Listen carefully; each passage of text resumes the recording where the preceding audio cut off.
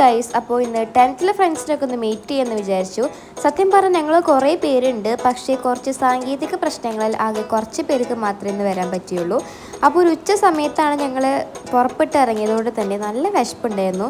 So ഭക്ഷണം കഴിച്ചിട്ട് മതി ബാക്കി വർത്താനം തീരുമാനിച്ചിട്ട് ഞങ്ങൾ നേരെ നഹിദി പോയിട്ട് എല്ലാവർക്കും എല്ലാം ടേസ്റ്റ് ചെയ്യാലോ എന്ന് വെച്ചിട്ട് ഡിഫറെൻറ്റ് സംഭവങ്ങളാണ് ഞങ്ങൾ ഓർഡർ ചെയ്തത്.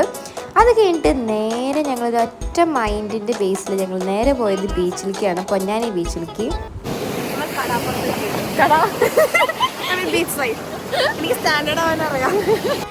ഞാൻ ഷൂ ഇട്ടുകൊണ്ട് ഇനിയിപ്പോൾ അത് അഴിക്കേണ്ടതുള്ള മടിയിൽ നോക്കി നിൽക്കുകയാണ്. പക്ഷെ ഗായത്രിയുടെ പാൻറ്റിൻ്റെ അവസ്ഥ വളരെ പരിതാപകരമായിരുന്നു.